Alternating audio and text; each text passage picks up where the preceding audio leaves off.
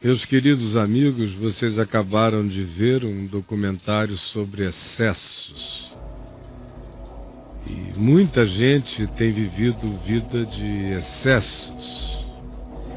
E eu vou ler para nós um texto que fala de um homem que sucumbiu ao excesso, sucumbiu ao egocentrismo, sucumbiu à ganância, a todas as demandas do excesso.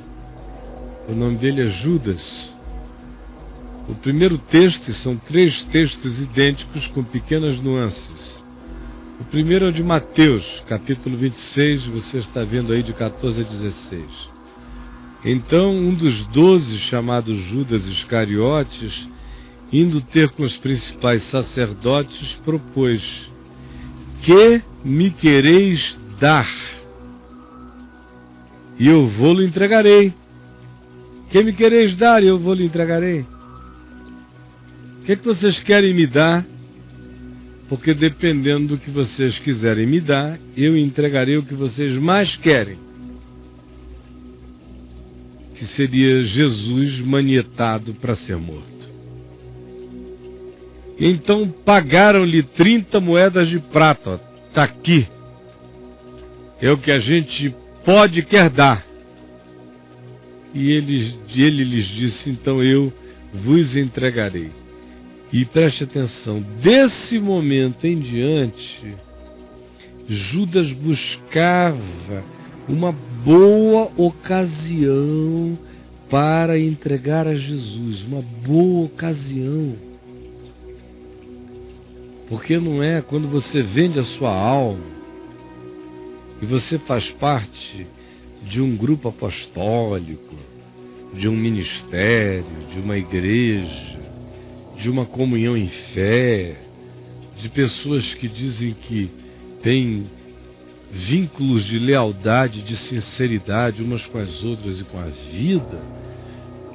Tudo que, em geral, nem Judas Iscariotes queria era praticar o engano, a traição, o adultério espiritual, a infidelidade para com Jesus de maneira assintosa.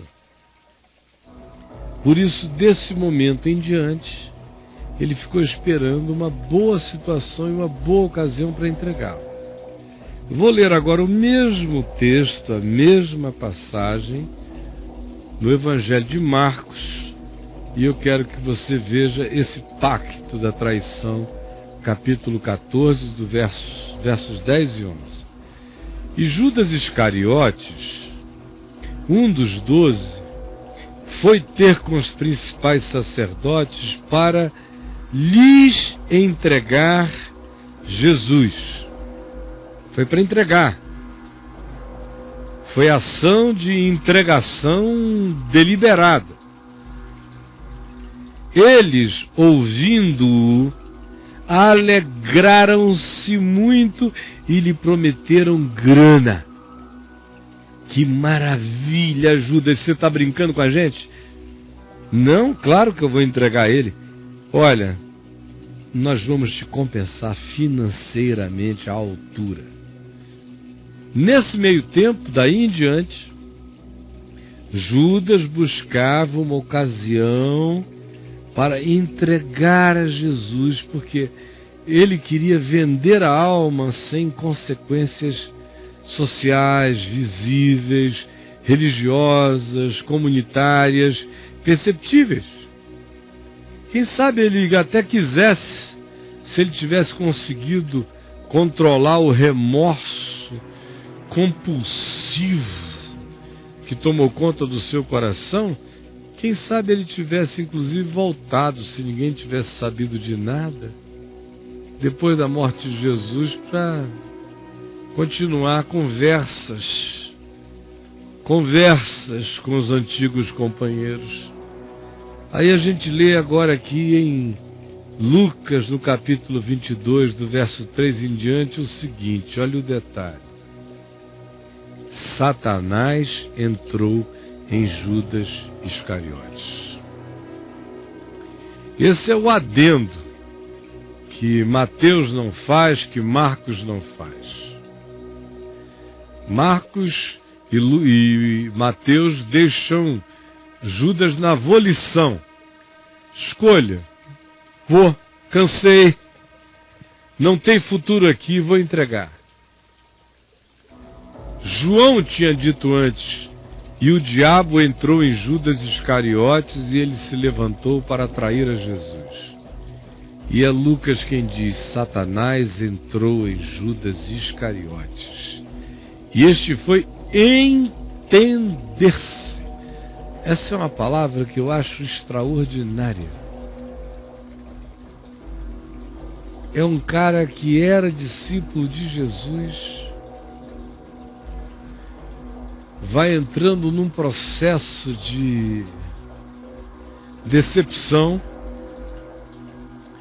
porque o Jesus ideologizado por ele, projetado por ele, ambicionado por ele, o Jesus configurado, o Jesus esculpido, o Jesus desenhado, o Jesus proposto, o Jesus inventado e produzido por ele, não combinava com o Cristo de Deus, com o Jesus encarnado, que era a negação de uma quantidade enorme de esperanças políticas, ideológicas, de messianismos imediatos da parte de Judas Iscariotes e de uma quantidade enorme de outros judeus que estavam seguindo a Jesus, mas com esperança de que Jesus desse um golpe no sinédrio e tomasse o poder dos romanos e estabelecesse a soberania nacional dos judeus.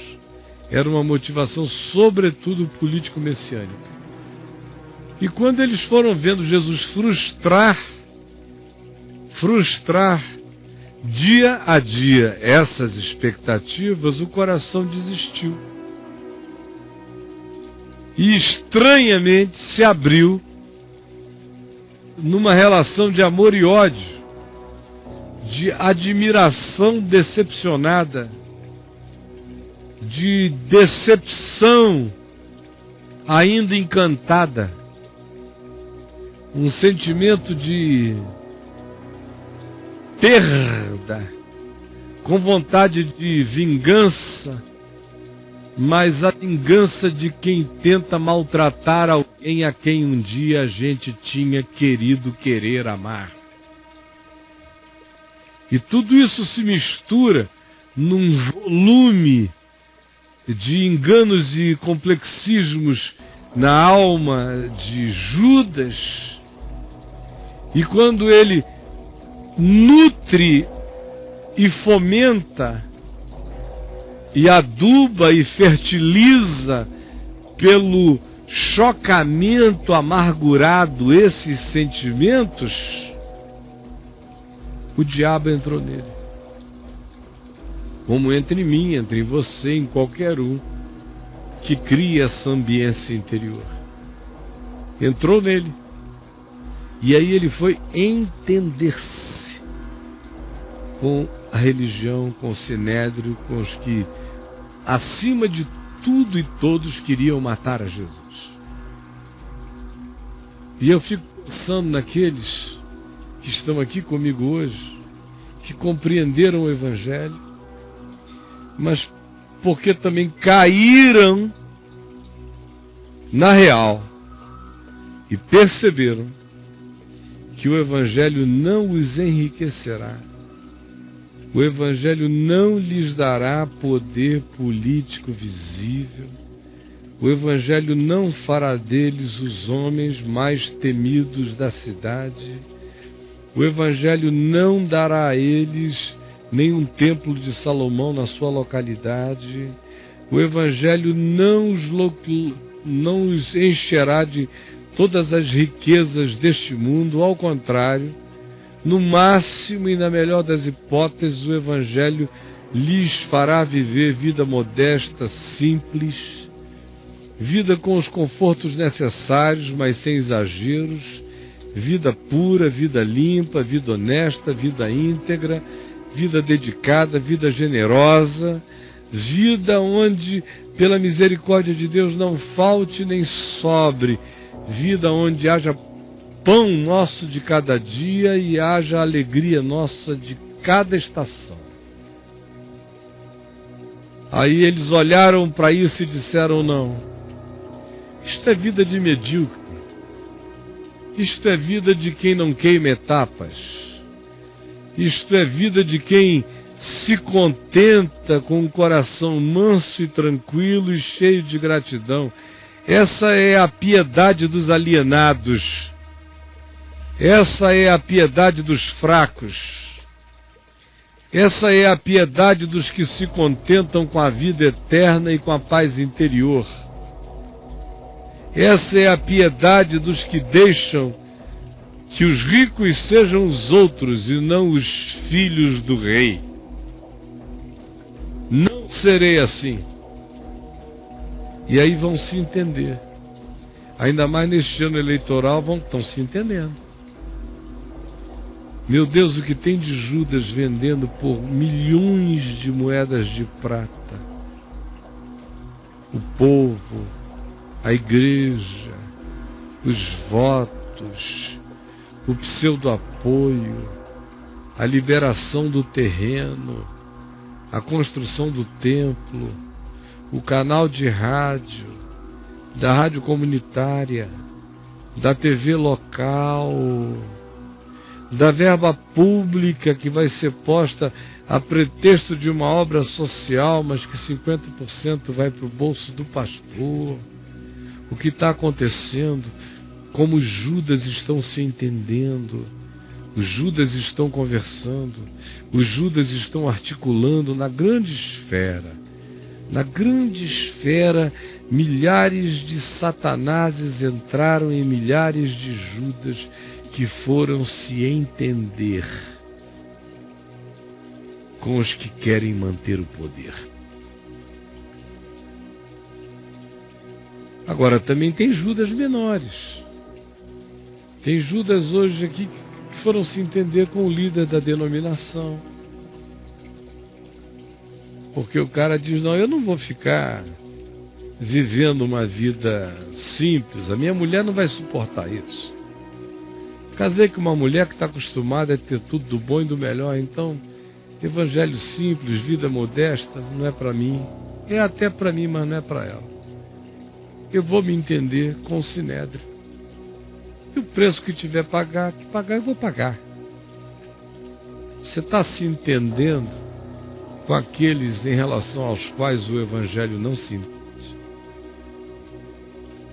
Me responda.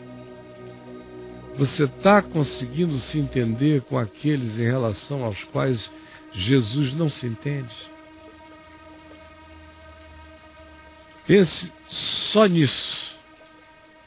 Se você está conseguindo se entender numa boa com aqueles em relação aos quais Jesus nunca se entendeu e nem se entenderá. Mas você está conseguindo. Será que Satanás entrou na sua mente? E a segunda pergunta. A primeira é essa. Deixa passar. A segunda é, como consequência, será que foi porque Satanás entrou na sua mente? Porque quando a gente consegue se entender com quem Jesus não consegue se entender, sinceramente, foi porque Jesus entrou na minha mente. Satanás entrou em Judas. Satanás entrou em você? E por isso você está admitindo o inadmissível e se entendendo com quem Jesus nunca se entendeu e nem se entenderá? Responda com sinceridade. Satanás entrou na sua mente e por isso você está conseguindo se entender com quem Jesus nunca se entendeu e nem se entenderá? Se você está conseguindo se entender com quem Jesus nunca se entendeu e nem se entenderá, sinto informar, o diabo entrou na tua mente, do teu processo mental.